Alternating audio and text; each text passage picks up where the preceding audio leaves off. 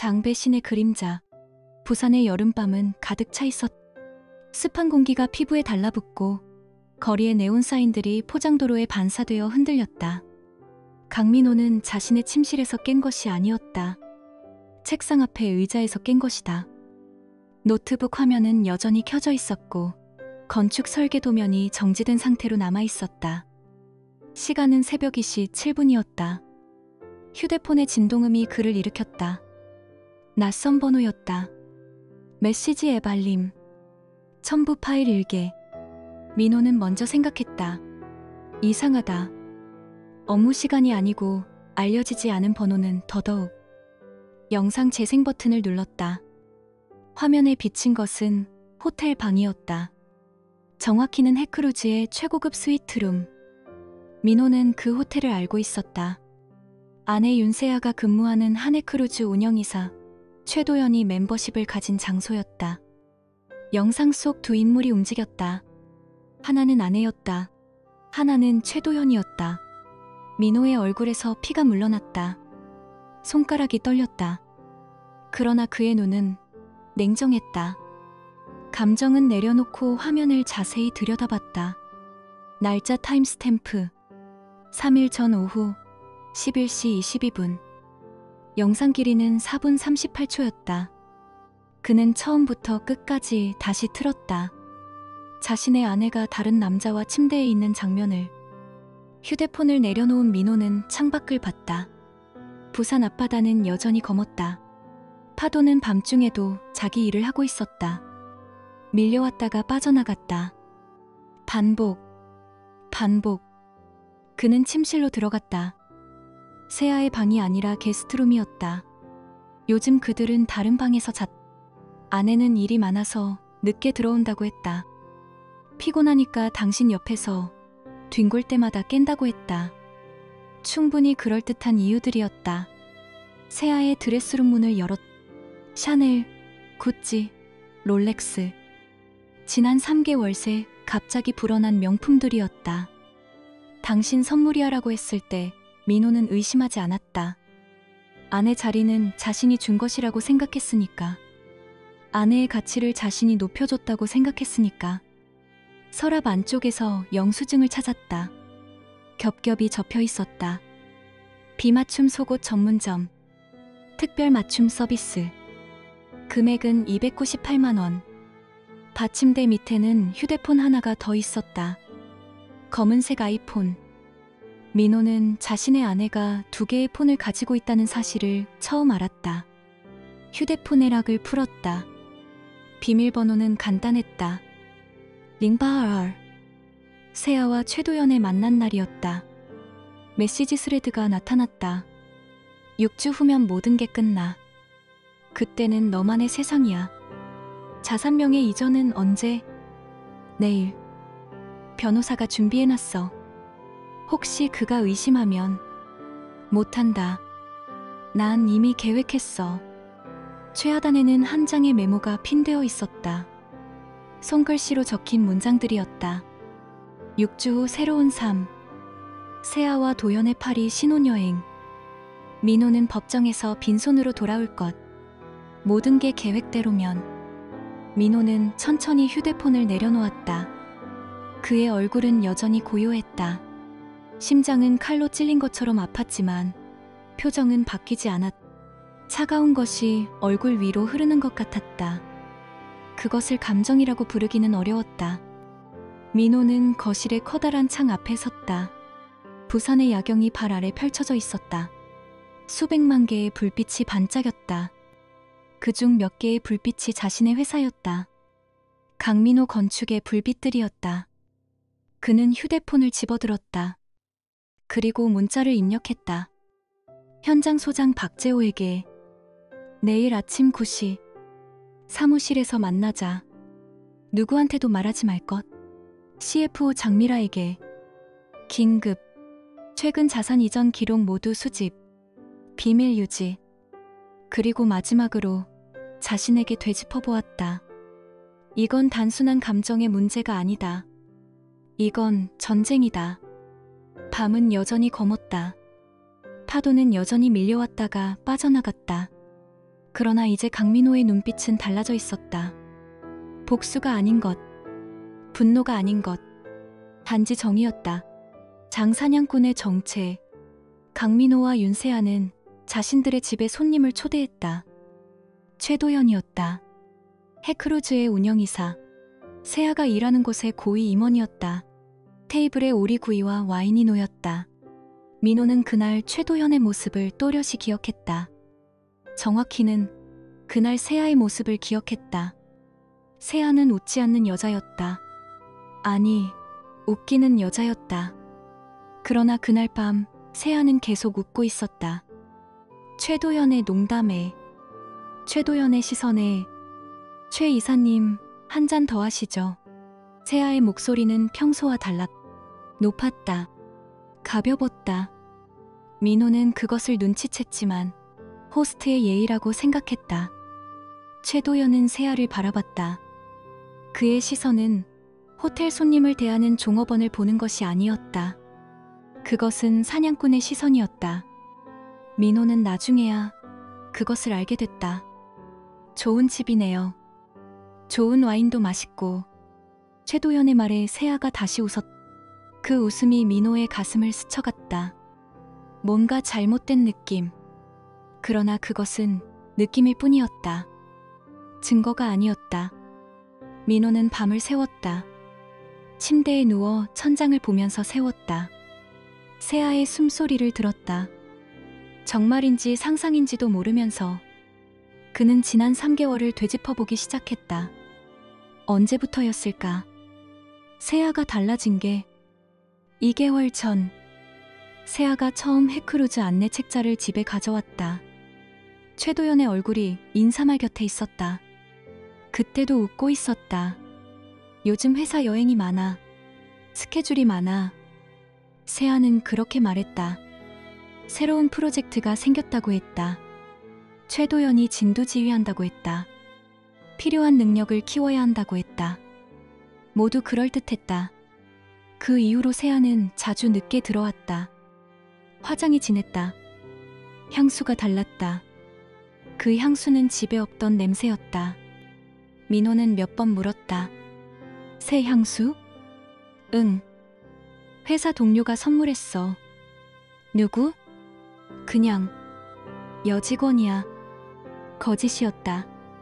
그 순간 민호는 알고 있었다. 그것이 거짓이라는 걸. 하지만 증명할 수 없었다. 증거가 없었으니까. 그리고 최근 3주. 세아는 완전히 달라졌다. 침대에 오지 않았다. 일이 많아서 게스트룸에서 자겠다. 핸드폰을 손에서 놓지 않았다. 화면을 자신 쪽으로 향했다. 민호 앞에서는 말을 아꼈다. 그 대신 혼자 웃었다. 옷장에는 입지 않은 옷들이 자꾸 늘어났다. 민호는 그 모든 것을 본 것 같았다. 그런데 본 게 아니었다. 보려고 눈을 감았던 것이다.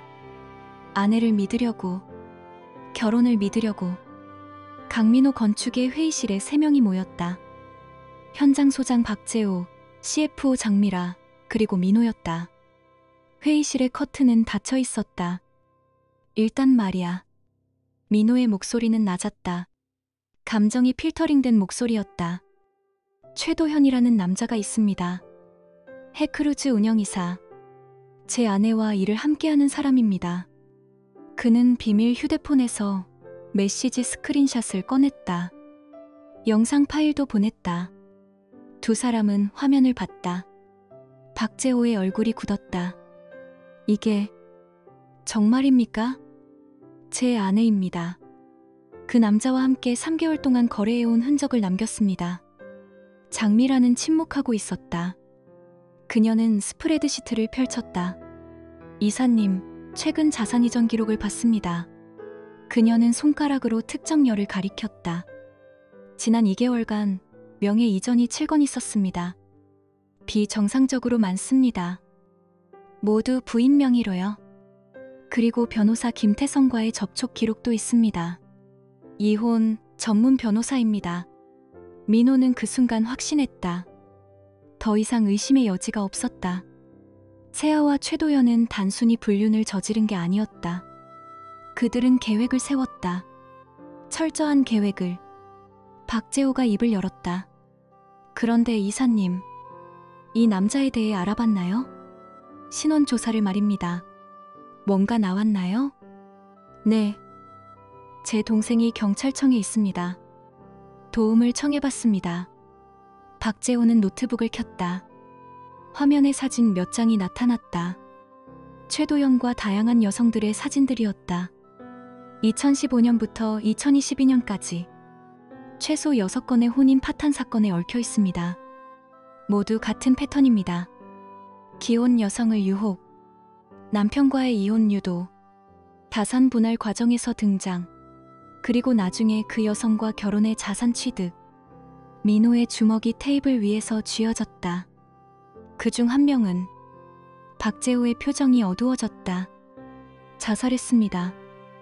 2018년 최도연에게 배신당한 남편이, 이름은 김준상입니다. 당시 44세, 아이 둘을 남겼습니다. 침묵이 회의실을 가득 채웠다. 장미라가 폴더를 꺼냈다. 저도 내부 제보자를 찾았습니다. 한해크루즈의 인사팀 서유진이 제게 연락했어요. 최도연이 회사 자금을 횡령했다는 증거를 가지고 있다고요. 얼마나? 약 15억. 도박빚을 갚기 위해서라고 했습니다. 민호는 천천히 눈을 감았다. 그 순간 모든 것이 맞춰졌다. 최도연이 필요했던 것. 그것은 사랑이 아니었다. 돈이었다. 세아의 명예. 세아를 통한 민호의 자산반이 6주 후에 세아와 함께 해외로 도피한 후 모든 것을 챙기기 위한 계획. 그리고 김준상. 그 남자는 44세에 죽었다. 그의 가족은 파괴되었다. 민호가 입을 열었다. 서유진과 만날 수 있나요? 예정되어 있습니다. 오후 3시. 강남의 카페. 그리고 김준상의 아내는 박재호가 또 다른 파일을 열었다. 지금은 최도연과 결혼했습니다. 2019년 남편의 자산은 최도연 명의로 변경됐고요. 아이들은 할머니와 살고 있습니다. 민호는 깊게 숨을 쉬었다. 그의 얼굴에는 분노가 아니라 결의가 드러났다. 냉정한 결의. 자산 이전을 막아야 합니다. 동시에 최도연의 모든 거래 내역을 수집하세요. 해크루즈 내부 자료, 개인 통장, 신용카드, 모든 것. 그리고 과거 피해자들을 찾아야 해요. 증언할 사람들을. 장미라가 물었다. 이사님, 목표가 뭡니까? 이혼 소송인가요? 아니면...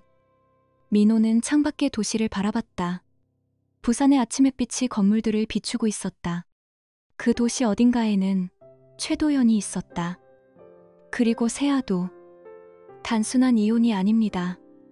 민호의 목소리는 저 아래서 올라왔다. 심연에서. 이것은 정의입니다. 이미 죽은 남자의 가족을 위한 정의. 그리고 앞으로 더 죽을 수도 있는 사람들을 위한 정의. 최도연이라는 사냥꾼을 멈추는 것. 그것이 우리가 해야 할 일입니다. 박재호와 장미라는 민호를 바라봤다. 그의 얼굴에는 복수의 분노가 아니라 차가운 정의가 있었다. 그것이 더 위험했다. 알겠습니다. 박재호가 말했다. 우리는 그를 멈추겠습니다. 어떤 대가를 치르더라도. 회의실에 불이 밝았다. 3명의 그림자가 벽에 길게 드리워졌다. 그림자는 움직이지 않았다. 단지 기다렸다. 기다렸다. 전쟁의 시작을. 장역습의 서막. 변호사 김태성의 사무실은 광화문 근처 고급 빌딩에 있었다. 거기서 최초의 이혼 소장이 접수되었다. 청구인은 윤세아였다. 그런데 그 소장은 민호가 제출한 것이었다. 예상 반응이 뭔가요? 민호가 물었다. 도연과 세아는 당신이 증거를 갖지 못했다고 생각할 겁니다. 그들의 계획대로라면 당신은 패닉 상태여야 하니까요. 여기 보세요. 변호사 김태성이 모니터를 켰다. 부인 측에서 나올 반박은 간단합니다. 남편의 스토킹, 감시, 정신적 학대. 이 세 가지로요. 남편을 악인으로 만드는 거죠. 이미 준비했나요? 네. 어제 협박 문자가 들어왔습니다. 민호는 휴대폰을 켰다. 번호 표시 안 됨. 메시지 내용은 단 한 줄이었다. 캐지 말라. 후회한다. 변호사는 그것을 사진으로 남겼다. 좋습니다. 이것은 위협입니다. 법적 효력이 있습니다. 강민호 건축의 박재호가 한해크루즈 인사팀에 제출한 고발장이 접수되었다. 내용은 명확했다. 최도연의 횡령 혐의. 금액 15억. 피해자 제보자 서유진. 최도연은 그날 오전 10시 본사 컨퍼런스룸으로 소환되었다. 회사 대표와 법무팀이 있었다. 이사님, 횡령 혐의에 대해 설명해 주시겠어요? 최도연의 얼굴에 처음으로 균열이 생겼다. 눈가에 근육이 떨렸다. 이건 오해입니다. 도박 빚은 개인 사안이고 회사 자금은 투자 목적이었어요. 투자라고 해서 개인이 빼낼 수 있는 건 아닙니다. 특히 보고 없이요. 회사 측의 태도는 냉정했다. 법무팀이 파일을 넘겼다. 이사님은 즉시 직위 해제입니다. 경찰 고발도 진행합니다. 최도연은 회의실을 나갔다. 그의 등은 굽어 있었다. 민호의 휴대폰이 울렸다. 세아였다. 너 뭐 하는 거야? 목소리가 떨렸다. 물어보는 건가요? 도연이가. 일을 잃었어. 너 이사장님한테 뭐라고 했어? 침묵이 흐르고 있었다. 민호는 아무것도 말하지 않았다. 말할 필요가 없었. 우리가 뭘 잘못했는데. 그 말에 민호의 턱이 움직였. 그러나 목소리는 여전히 차가웠다. 당신은 우리 집의 자산을 당신 명의로 옮겼습니다. 그건 혹시 모르니까. 당신은 나를 속였습니다. 3개월 동안. 그리고 나한테서 모든 것을 빼앗으려고 했습니다. 통화는 끝났다. 그 저녁 세아는 집으로 돌아오지 않았다. 최도연의 아파트로 들어갔다. 서유진의 증언이 기록되었다. 그녀는 최도연이 도박빚을 갚기 위해 회사 자금을 출금했다는 것을 증명하는 문서들을 제출했다. 통장 기록, 계좌 이체 내역, 호텔 객실 요금 청구서들, 그리고 가장 중요한 것, 최도연이 작성한 메모. 세아를 통해 민호의 자산 접근, 6주 4명의 이전 완료, 도박빚 정산 및 해외 도피 준비, 세아와의 혼인신고는 돈 이전 후. 검사는 고개를 들었다. 이사님은 피해 가정의 남편이 자살한 사건에 대해 알고 계신가요? 김준상 사건 말입니다. 최도연의 변호사가 끼어들었다. 그것과 현재 사건은 무관합니다. 무관하지 않습니다. 검사가 파일을 펼쳤다. 같은 패턴의 범죄 행위입니다. 다만 이번에는 피해자의 아내가 가해자와 결혼했고 자살자가 아이 둘을 남겼다는 것만 다릅니다. 최도연의 얼굴이 회색으로 변했다. 박재호가 들어왔다. 손에는 신문 5장을 들고 있었다. 이사님, 나왔습니다. 조간 신문 일면. 해크루즈 임원 15억 횡령 적발. 혼인 파탄 배경 드러나. 연쇄의 결혼사 기범 최도연. 과거 피해자 자살까지 촉발. 당신의 회사 안에 사냥꾼이 있었다. 각 신문사는 경찰청 제보자들의 증언을 바탕으로 최도연의 과거 범행들을 상세히 보도했다. 김준상의 유족 인터뷰도 있었다. 남편의 죽음 이후 6년. 아이들과 저는 그 트라우마로 살아왔습니다. 그런데 그 남자가 아직도 다른 가정을 파괴하고 있었다니요. 기사 마지막에는 최도연의 얼굴 사진이 있었다. 해크루즈 공식 웹사이트에서 발췌한 임원 프로필 사진. 최도연은 TV를 끄지 못했다. 그의 얼굴이 뉴스에 나가고 있었다. 현재 서울경찰청에서 횡령 혐의로 수사 중입니다. 또한 과거 연관된 혼인 파탄 사건들도 함께 수사할 예정입니다. 세아는 침대에 누워 있었다. 휴대폰을 들었다 놨다를 반복했다. 어머니로부터 3통의 부재중 전화, 언니로부터 메시지 10개, 친구들로부터 링크와 질문 메시지들. 모두 같은 내용이었다. 넌 정말 저 남자하고? 최도연이 창밖을 봤다. 부산의 야경 대신 서울의 야경이 보였다. 낯선 도시, 낯선 상황, 돌아올 수 없는 순간. 그의 휴대폰이 울렸다. 변호사였다. 현재 상황이 심각합니다. 이사님, 고소 건수만 해도 12건입니다. 과거 피해자들의 법정 증언도 예정 중이고요. 이게 뭐 하는 짓이에요? 최도연의 목소리는 이제 다른 사람의 목소리처럼 들렸다. 낮고 건조하고 죽음과 같은 당신을 노린 계획입니다. 이사님, 변호사의 말이 맞았다. 민호는 거실의 소파에 앉아 있었다. 검은 화면의 TV 앞에서 그의 얼굴은 빛을 반사하지 않았다. 박재호의 전화가 울렸다. 이사님, 경찰청에서 온 메시지입니다. 최도연이 자백했다고 합니다.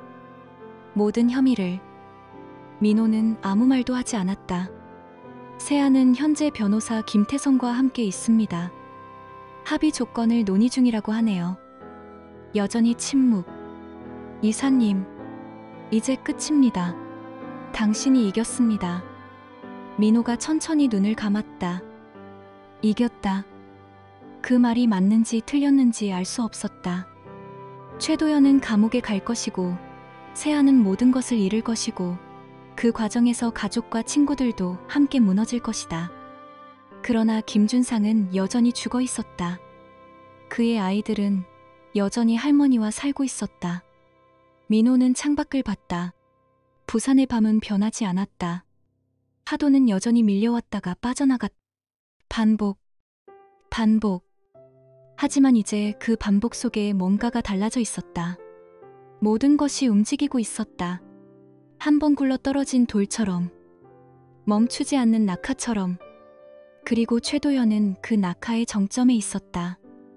낙하가 언제 끝날지는 아무도 알 수 없었다. 장함정의 무대. 세아의 친구 모니카에게 연락한 것은 민호였다. 모니카님, 한 가지 부탁이 있습니다. 뭐예요? 윤세아를 위한 파티를 기획해 주실 수 있을까요? 그녀의 새로운 시작을 축하하는 파티요. 모니카는 의아해했다. 하지만 민호는 담담했다. 그녀가 원했던 자유입니다. 축하해 줄 사람들이 많으니까요. 그렇게 파티의 준비가 시작되었다. 리스트에는 이름들이 가득했다. 피해자 김소영과 그녀의 변호사, 김준상의 어머니와 유족, 서울경찰청 특수범죄수사팀, 언론사 기자들, 부산일보, 경향신문, YTN, 한해크루즈 사건 담당 검사, 과거 최도연의 피해자 3명. 공식 초청장에는 이렇게 적혀 있었다. 윤세아님의 새로운 삶을 축하합니다. 날짜 2024년 5월 15일. 장소 부산 해운대 그랜드 호텔. 오후 7시. 누구도 의심하지 않을 초청장이었다. 최도연과 세아는 호텔에 도착했다. 세아의 얼굴은 창백했다. 그녀는 최근 며칠간 집을 나간 상태였다. 최도연의 아파트에만 있었다. 이게 뭐 하는 거야? 호텔 복도에서 세아가 중얼거렸다. 모르겠어. 모니카가 깜짝 파티를 기획했나 봐. 최도연은 여전히 자신감이 있었다. 신문 보도 이후로도, 경찰 수사가 시작되었어도 세아를 통해 자산을 챙기면 모든 게 괜찮을 거라고 생각했다. 그것이 그의 마지막 실수였다. 호텔 컨퍼런스홀의 문이 열렸다. 세아는 그 순간 알아챘다. 이것이 파티가 아니라는 것을. 호텔 내부에는 그 많은 사람들이 기다리고 있었다. 낯선 얼굴들, 그리고 매우 낯선 표정들.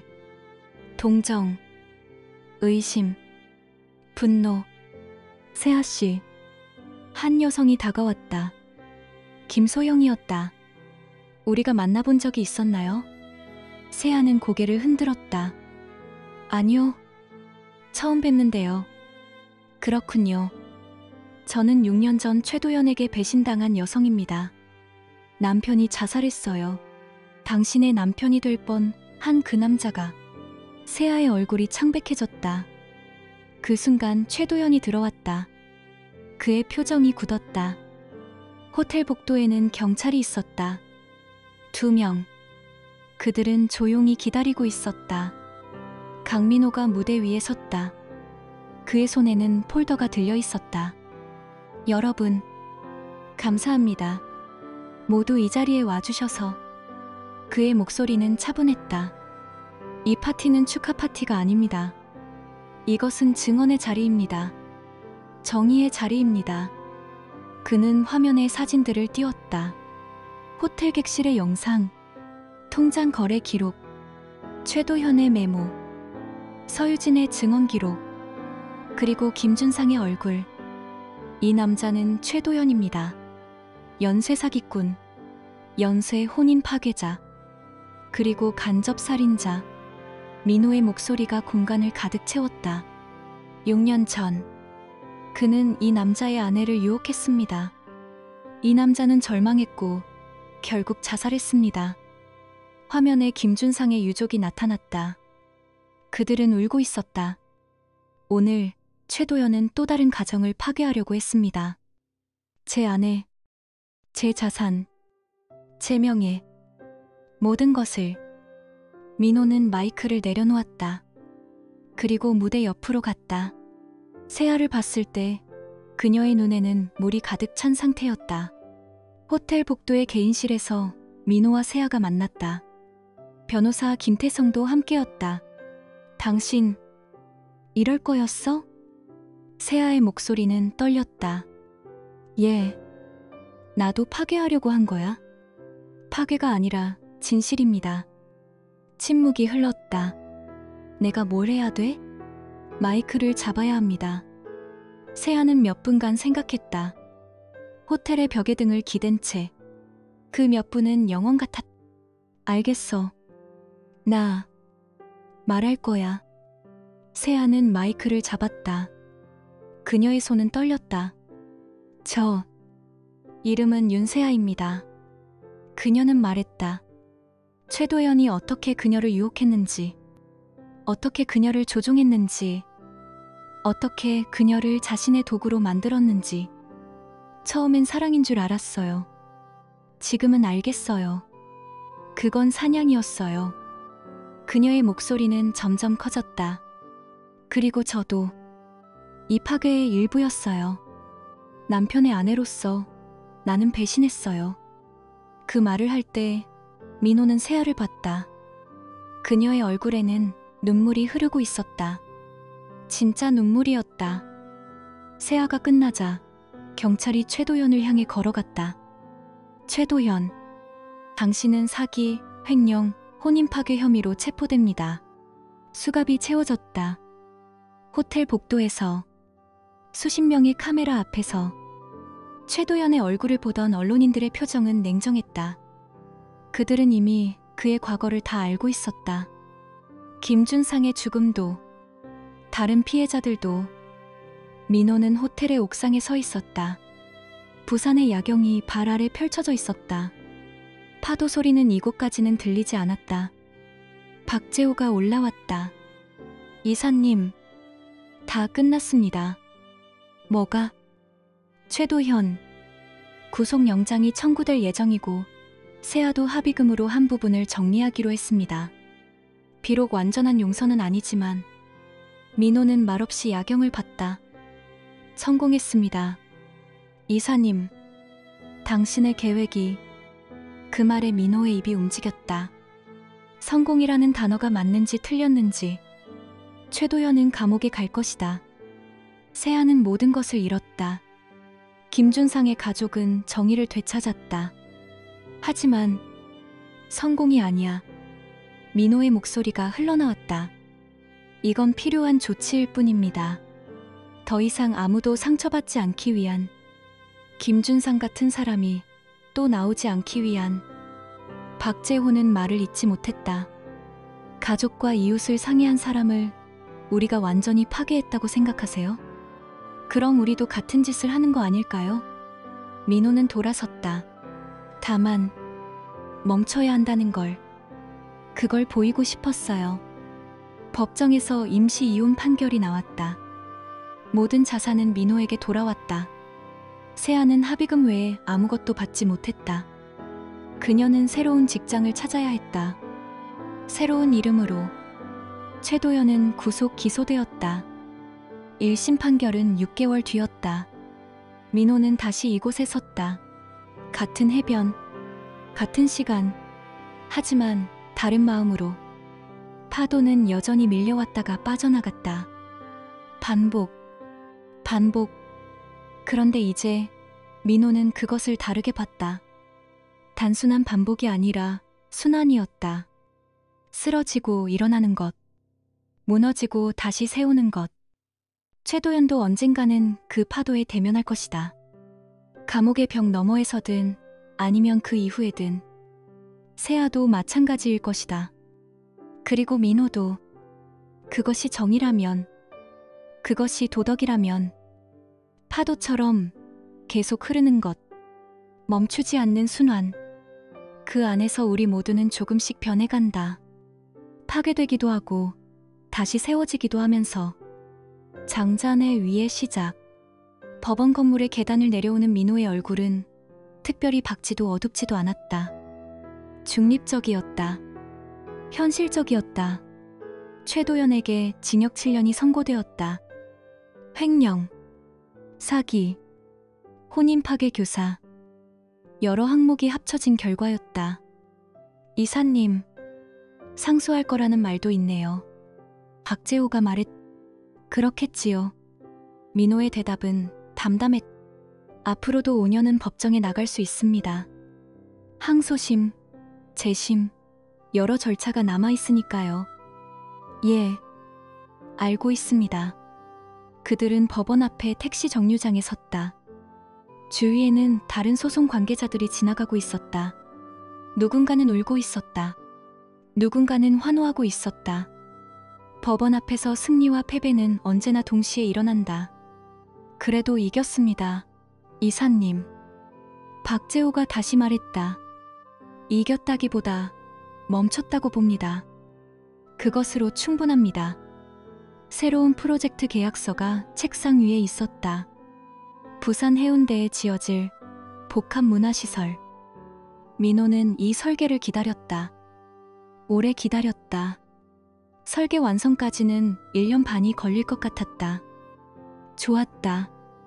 시간이 필요했다. 장미라가 들어왔다. 이사님, 통장 정리가 끝났습니다. 폴더를 펼쳤다. 세아명의 자산 이전은 모두 역수집되었고 그녀가 받은 합의금은 변제될 예정입니다. 그리고 김준상의 유족기금 설립권입니다. 회사에서 5억을 출연하기로 결정하셨잖아요. 그 기금이 인가됐습니다. 민호는 고개를 끄덕였다. 학교 이름으로 할 거예요? 네. 준상 장학기금. 마산의 고등학교에서 운영할 계획입니다. 민호는 창밖을 봤다. 부산의 하늘은 맑았다. 좋습니다. 그것이 전부였다. 더 이상의 감정 표현은 필요하지 않았다. 세아는 카페의 창가 테이블에 앉아 있었다. 커피 한 잔이 그녀 앞에 있었고 그것은 식어가고 있었다. 6개월이 지났다. 최도연과의 관계는 이미 법정에서 끝났다. 그녀는 새로운 직장을 구했다. 호텔 체인의 작은 지점에서의 일. 과거의 지위나 급여는 없었다. 그녀의 휴대폰이 울렸다. 민호였다. 1시간 후에 만날 수 있을까요? 어디에? 우리가 처음 만난 카페. 기억하세요? 세아는 깊게 숨을 쉬었다. 알겠어. 민호가 들어왔을 때 세아는 이미 테이블에 앉아 있었다. 그녀는 창밖을 보고 있었다. 부산의 거리는 평온했다. 그곳에는 6개월 전의 소란함이 남아있지 않았다. 앉아도 될까요?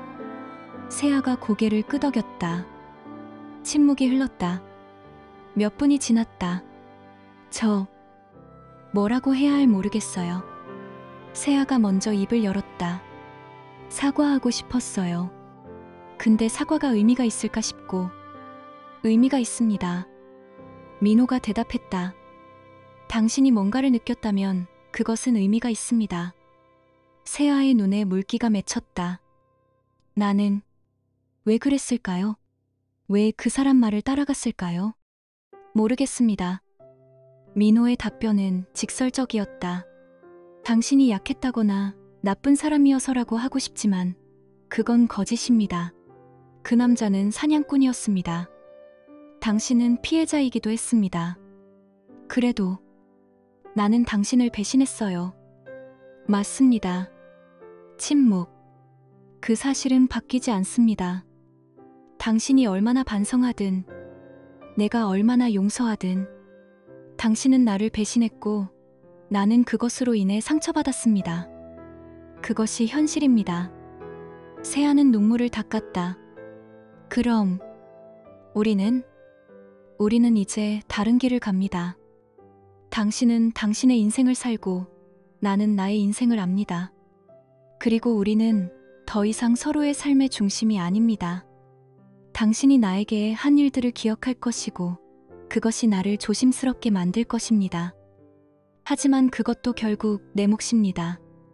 내 상처를 어떻게 할 것인지는. 세아는 아무 말도 하지 못했다. 저는 당신을 용서하지 못합니다. 적어도 지금은. 하지만 당신을 이해합니다. 그 차이를 아시나요? 모르겠어요. 용서는 망각을 의미합니다. 이해는 받아들임을 의미합니다. 당신이 한 일을, 당신이 왜 그럴 수밖에 없었는지를 받아들인다는 뜻입니다. 그리고 그것이 제가 할 수 있는 최선입니다. 계약서에 서명이 들어갔다. 이혼 확정. 모든 절차가 끝났다. 변호사 김태성이 말했다. 이사님, 이제 정말 모든 게 끝났습니다. 아니요. 민호가 대답했다. 이제 시작입니다. 새로운 삶의 시작이요. 민호는 다시 그곳에 섰다. 같은 해변. 그런데 이번엔 혼자가 아니었다. 강민호 건축의 건축주들이 함께였다. 해운대 복합문화시설의 기공식을 위해 삽을 들었을 때 그는 깨달았다. 이 건물이 완성되는데 3년이 걸릴 것이라는 걸. 그리고 그 3년 동안 계절이 4번 바뀔 것이라는 걸. 파도도 계속 밀려올 것이고 밀려나갈 것이라는 걸. 최도연은 여전히 감옥에 있었다. 상소심이 진행 중이었다. 세아는 다른 도시로 옮겨갔다. 새로운 직장, 새로운 삶. 민호는 여기 있었다. 부산의 해변에서 새로운 건물을 지으려고. 민호는 침대에서 깼다. 악몽에서가 아니었다. 보통의 아침처럼 자연스럽게. 창밖은 아직 어두웠다. 파도 소리만 들렸다. 그는 창가에 섰다. 그리고 생각했다. 최고의 복수는 적을 파괴하는 것이 아니라는 걸.